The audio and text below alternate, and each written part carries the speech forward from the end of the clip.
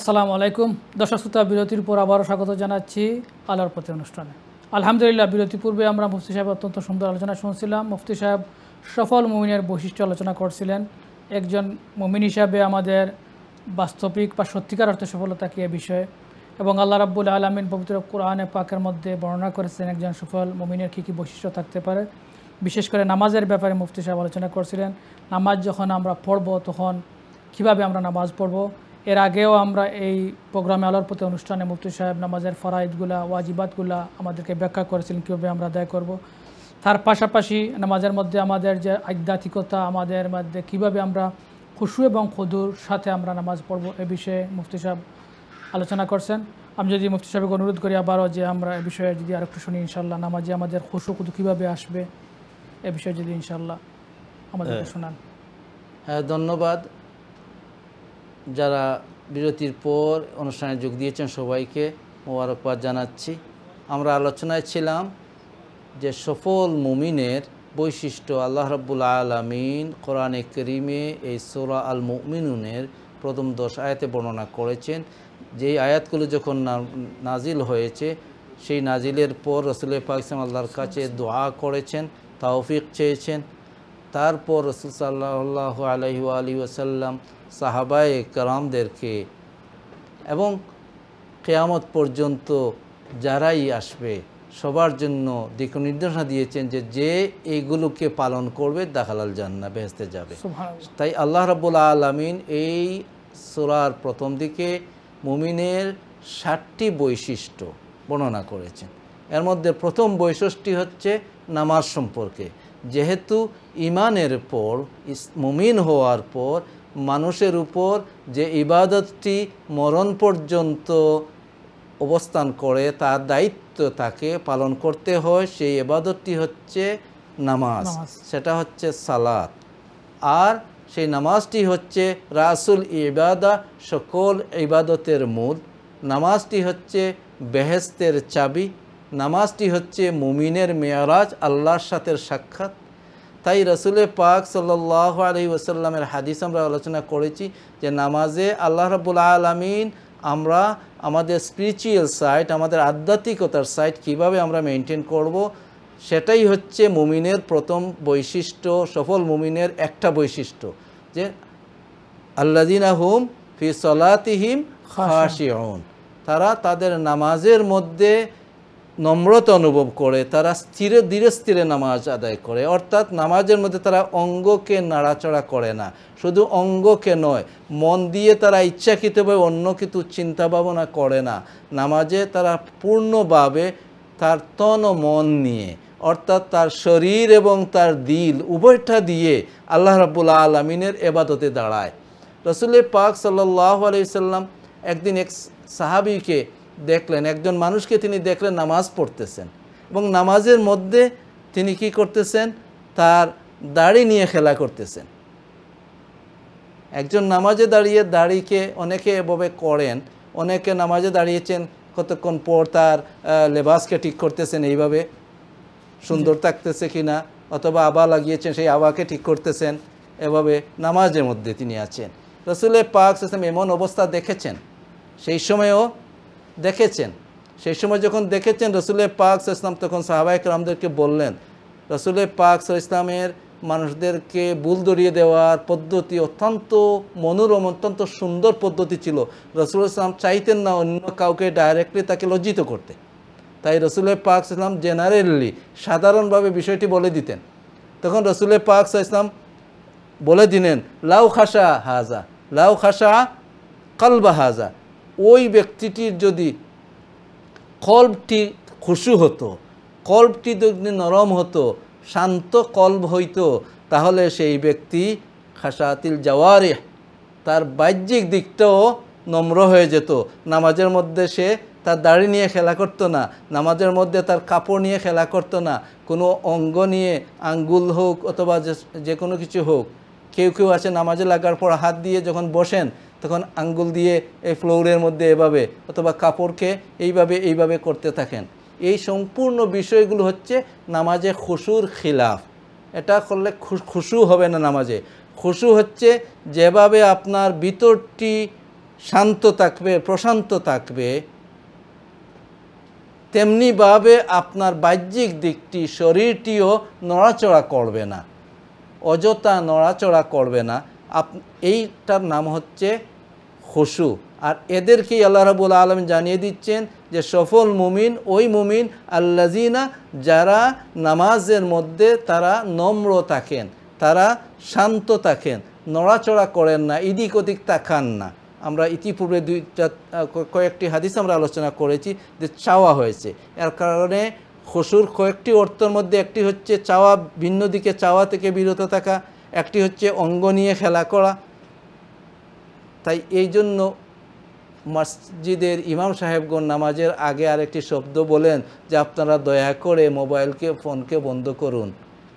সেটা বলতে হয়, কারণ দেখা যায় নামাজে আমরা যখন লেগে যাই তখন মোবাইল বেজে ওঠে, এবং মোবাইল বেজে ওঠার পরে অনেক ভাইয়েরা, অনেক মুসল্লি আমরা দেখতে পাই সেই মোবাইলটি পকেট থেকে বের করে সেটাকে বন্ধ করতেছেন, তখন একবারে বন্ধ হচ্ছে না, দুইবার তিনবার ট্রাই করতেছেন, বন্ধ হচ্ছে না, আবার বেজে উঠছে।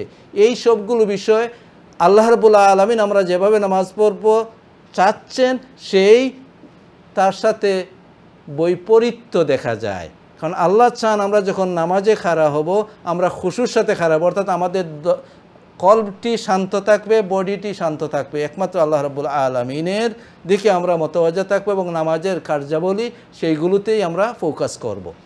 দ্বিতীয় কোয়ালিটি, দ্বিতীয় গুণটি আল্লাহ রাব্বুল আলামিন ইরশাদ করছেন ওয়াল্লাযীনা হুম আনিল লাগওয়ি মুরিদুন, ওয়াল্লাযীনা হুম আনিল লাগওয়ি মুরিদুন।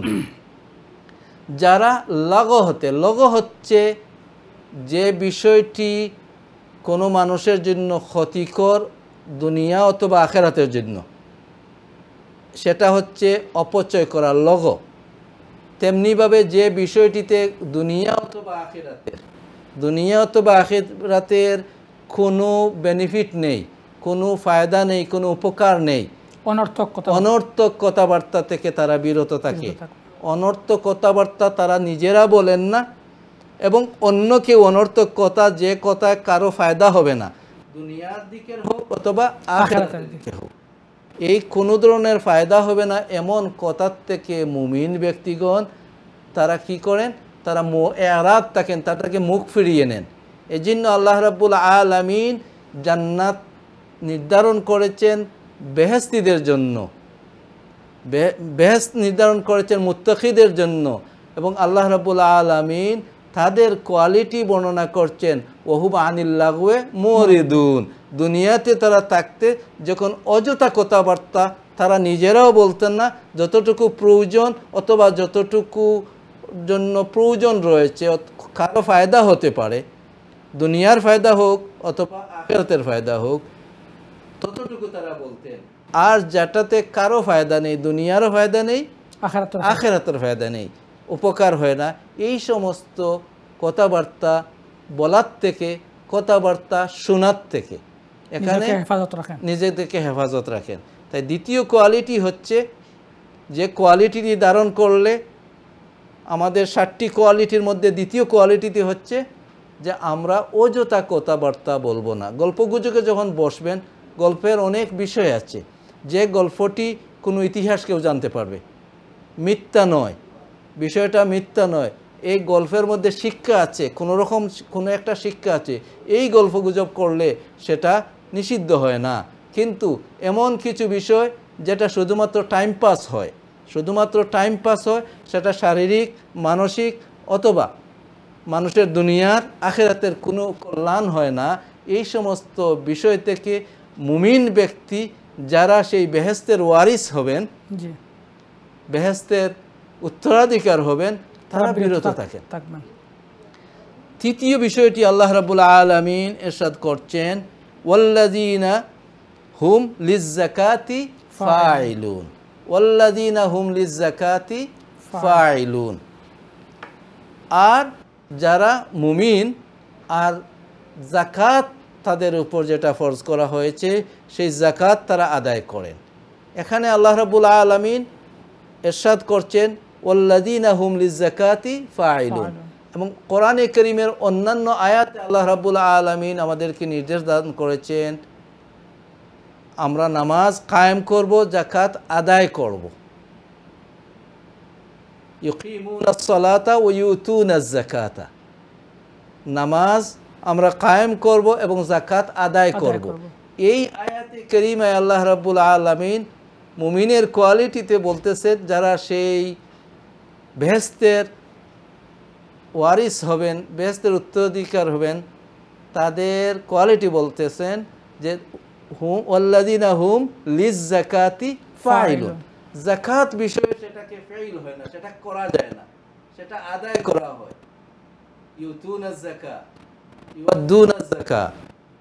এটা বলার পিছনে মুফাসসিরিনে কেরাম ইরশাদ সেই ব্যাপারে তাফসীরের মধ্যে এসেছে যে এখানে আল্লাহ রাব্বুল আলামিন শুধুমাত্র সম্পদের যাকাতের কথা বলছেন না, শুধু যে যাকাত প্রদান করলেন এবং সম্পদ পবিত্র হলো, কারণ অর্জিত সম্পদ একজনের কাছে নিয়মিত তার নেসাবের পরিমাণ মালিক হয়ে গেলে, যেদিন তিনি মালিক হবেন তার কাছে যাকাতের ফরজ হওয়া পরিমাণ সম্পদ এসে গেল, সেই সম্পদটি একটি বৎসর পূর্ণ হবে যখন, এবং সেই সম্পদটি তার কাছে কমবে না, ওই পরিমাণটি তার কাছে রয়ে গেছে, তার মালিকানায় রয়ে গেছে, তখন 1 বৎসর পূর্ণ হওয়ার পর সে সেই মালে 2.5%, 2.5% তিনি যাকাত হিসেবে আদায় করতে হবে, সেটা ফরজ।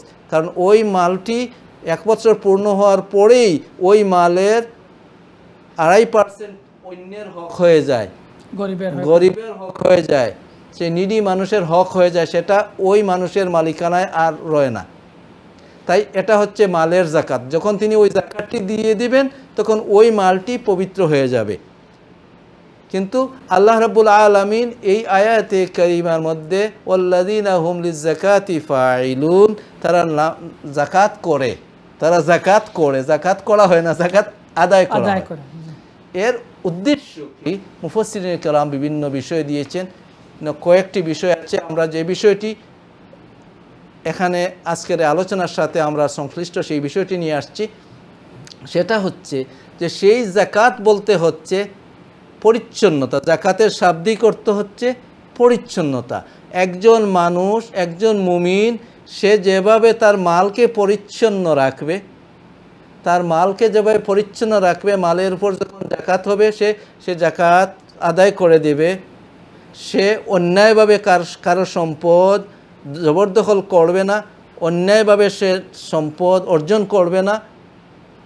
যেগুলো হারাম উপায় পন্থা রয়েছে, সেই হারাম পন্থায় সম্পদ বাড়ানোর থেকে যে বিরত থাকবে, সেটা হলো তার সম্পদকে পবিত্র করে রাখলো। দ্বিতীয় বিষয়টি হচ্ছে তার ব্যক্তিসত্তাকে সে সব ধরনের অন্যায় কার্যক্রম থেকে, যেটা গুনার কাজ হবে, সেই গুনার কাজ থেকে নিজেকে বিরত রাখবে। তার জেহেনকে, তার মাইন্ডকে সে পরিচ্ছন্ন রাখবে মানুষ সম্পর্কে খারাপ ধারণা করার থেকে। কারণ অন্য আয়াতে আল্লাহ রাব্বুল আলামিন ইরশাদ করেছেন কাদ আফলাহা মান যাক্কাহা, কাদ আফলাহা মান যাক্কাহা ওয়া কাদ খাবা মান দাসসাহা। সেই ব্যক্তি সফল কাম যে পরিচ্ছন্নতা অর্জন করলো, তাজকিয়ায়ে নফস করলো, অর্থাৎ নিজের নফসকে সে অপছন্দনীয় গুণাবলীর থেকে পবিত্র করলো। তার মধ্য থেকে হিংসাকে সে মিটিয়ে দিল। সে অন্যের বালাই দেখার পর সে সেখানে প্রতিহিংসা দেখায় না, সেটা থেকে নিজেকে কন্ট্রোল করলো। মানুষের গীবত করার থেকে, মানুষের দুশ্চর্চা থেকে সে নিজেকে ফিরিয়ে রাখলো। সেই বিষয়টি, সমগ্র বিষয়কে একত্রিতভাবে ইনক্লুড করতে আল্লাহ রাব্বুল আলামিন জানিয়ে দিলেন যে শুধুমাত্র মালের যাকাত দিয়ে তোমার সেই জান্নাতের ওয়ারিস নয়, জান্নাতের ওয়ারিস হতে হলে তোমাকে তোমার মন মানসিকতা পরিচ্ছন্ন রাখতে হবে, তোমার সম্পদকে পরিচ্ছন্ন রাখতে হবে। তাই তৃতীয় যে গুণটি আমরা পেয়ে গেলাম যে আমরা আমাদের সম্পদের যাকাত আদায় করব। যাদের সম্পদ, যাদের কাছে যাকাতের নেসাবের পরিমাণ সম্পদ হবে। নেসাবটি হচ্ছে 7.5 তোলা সোনা, 52.5 তোলা রূপা। এই পরিমাণ স্বর্ণ অথবা রৌপ্য যদি একজনের কাছে থাকে, অথবা স্বর্ণ রৌপ্য উভয় মিলিয়ে কোনো একটির নেসাব হয়ে যায়, অথবা অন্য অর্থ, নগদ অর্থ হোক, সেটা তার কাছে থাকে, এবং যেদিন থেকে তিনি সেই অর্থের মালিক হয়েছেন, অধিকারী হয়েছেন, এই অর্থটি 1 বৎসর পূর্ণ হওয়া পর্যন্ত তার কাছে এর থেকে কম হয় না। সেই বিষয়টি পূর্ণ 1 বৎসর টাকা, পূর্ণ 1 বৎসর টাকা পূর্ণ হওয়ার সাথে সাথেই তার উপর যাকাত ফরজ হয়ে যায় আদায় করা। প্রথমত তিনি মালিকে নেসাব হলেন, এবং মালিকে নেসাব হয়ে যাকাত আদায় করার শর্ত হচ্ছে মালটি পূর্ণ 1 বৎসর তার মালিকানায় থাকা।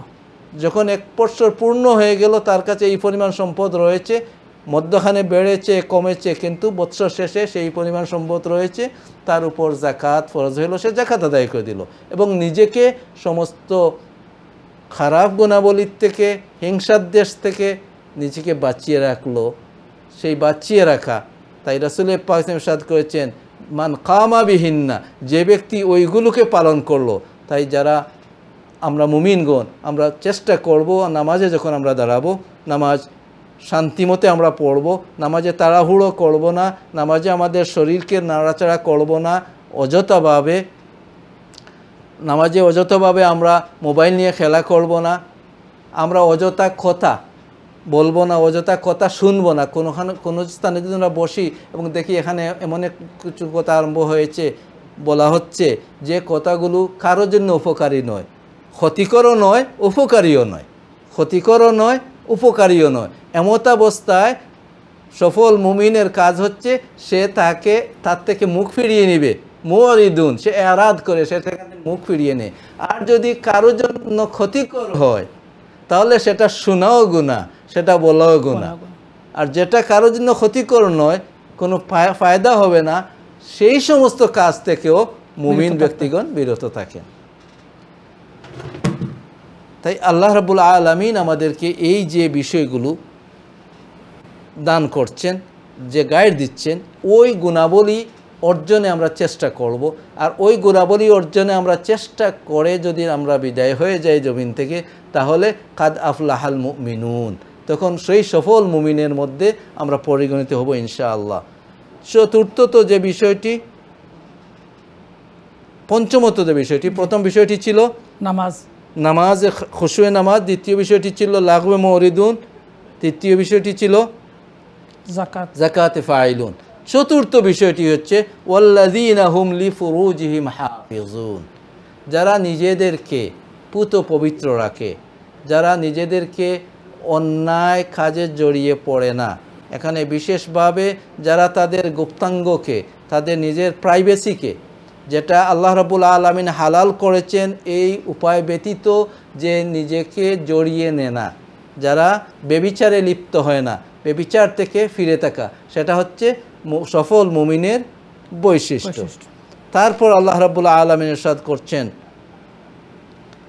ওয়াল্লাযীনা হুম লিআমানাতিহিম ওয়া আহদিহিম রাউন। ওয়াল্লাযীনা হুম লিআমানাতিহিম, এই আয়াতে সকল আমানতকে যারা লুক আফটার করেন, তাদের কাছে যে আমানত আছে সেই আমানতকে তারা সংরক্ষণ করেন। ওয়া আহদিহিম, এবং তাদের যে কমিটমেন্ট আছে, তাদের যে কমিটমেন্ট আছে, যে চুক্তি আছে, সেই চুক্তিকে তারা ফলো করেন। এখানে দুটি গুণের কথা আল্লাহ রাব্বুল আলামিন ইরশাদ করছেন। একটি গুণ হচ্ছে আমানত। সেখানে আমানত শব্দটি বহু বচনের স্তরে, এক বচনের জায়গায় বহু বচন আনা হয়েছে, আমানাত। এখান দিয়ে বোঝানো হচ্ছে যে আমানত শুধুমাত্র কারো কাছে পয়সা, টাকা পয়সা ইত্যাদি আমানত রাখলেন, অথবা স্বর্ণ আমানত রাখলেন, সেটা শুধুমাত্র নয়। শুধু সেটাকে হেফাজত করলে সেই সফল মুমিনের পর্যায়ে গিয়ে পৌঁছা যাবে না। শুধুমাত্র আর্থিক বিষয় যেগুলো কোনো বস্তুর সাথে সম্পর্কিত, সেটা পয়সা হোক, টাকা হোক, সেটা গহনা হোক, এইগুলো অন্যের সম্পদ হোক, যেটাকে গচ্ছিত আপনার কাছে রাখা হয়েছে, সেটা শুধুমাত্র ঠিক রাখলেন, যেভাবে দিয়েছেন সেভাবে দিলেন, সেটাই এই মকসদ নয় সফল মুমিনের জন্য। তিনি আমানত, যত ধরনের আমানত আছে, যত ধরনের আমানত আছে, হাদিস শরীফের মধ্যে এসেছে যে মানুষের কথাটিও আমানত, মানুষের কথাটিও আমানত। এভাবে এসেছে যে একজন মানুষ আপনার কাছে এমন একটি কথা বলছে যে কথাটি তার একান্ত প্রাইভেট কথা, তখন সেই কথাটি অন্যের কাছে যদি আপনি বলে দেন তাহলে আপনি আমানতে খেয়ানত করেছেন। আমানত অর্থ নয় শুধুমাত্র সহায় সম্পদ খরচ করে নেওয়া অথবা সেটাতে খেয়ানত করা। সেটা একজনে একটি কথা আপনার কাছে বলেছে, সেই কথাটা যদি অন্য কারো ক্ষতির বিষয় না হয়, জি, সেখানে যদি কোনো ষড়যন্ত্রের বিষয় না হয়, যেটার কারণে সামাজিকভাবে হোক অথবা ব্যক্তিগতভাবে হোক কারো ক্ষতির কোনো বিষয় না হয়, তখন সেই বিষয়টি একান্ত তার ব্যক্তিগত, এই বিষয়টি অন্যের কাছে বলে দেওয়া সেটা হচ্ছে আমানতের খেয়ানত, সেটা আমানতের খেয়ানত। হাদিস শরীফে এভাবে এসেছে যে একজন যদি আপনার কাছে কথা বলছে এবং সে কথা বলার সময় এদিক ওদিক তাকাচ্ছে, তখন আপনাকে বুঝে নিতে হবে এই বিষয়টি সে গোপনীয় কিছু বলছে, সে চাচ্ছে না অন্য কেউ শুনুক। মুফতি আসলে সময় আমাদের একদম ফুরিয়ে গেছে, যদি শেষ কথাটা দর্শকদের উদ্দেশ্যে বলেন। আলহামদুলিল্লাহ, আমরা এ পর্যন্ত 4টি গুণাবলীর কথা আলোচনা করলাম। আমরা মুমিন হিসেবে আমরা সবাই যেন চেষ্টা করি যে ওই গুণগুলোকে আমাদের নিজেদের মধ্যে আমরা পরিস্ফুট করতে, এবং আমরা যেন আল্লাহ রাব্বুল আলামিনের কাছে সাহায্য চাই, তৌফিক চাই। আল্লাহ রাব্বুল আলামিন যেন আমাদেরকে তৌফিক এনায়েত করেন, আমরা যেন সফল মুমিনের গুণাবলীগুলো আমাদের জীবনে ধারণ করতে পারি। ধন্যবাদ সবাইকে। জাযাকাল্লাহ মুফতি সাহেব। দর্শক শ্রোতা, আলহামদুলিল্লাহ আমরা অত্যন্ত গুরুত্বপূর্ণ আলোচনা শুনছিলাম মুফতি সাহেবের কাছ থেকে, একজন সফল মুমিনের বৈশিষ্ট্য। আল্লাহ রাব্বুল আলামিন যেন আমাদেরকে এগুলো ধারণ করার তৌফিক দান করেন এবং এর মাধ্যমে যেন আমরা দুনিয়া আখিরাতে কল্যাণ হাসিল করতে পারি। আমাদের পরবর্তী প্রোগ্রাম দেখার আহ্বান জানিয়ে আজকের মতো এখানে শেষ করছি। ধন্যবাদ সবাইকে। আসসালামু আলাইকুম ওয়া রাহমাতুল্লাহি ওয়া বারাকাতুহু।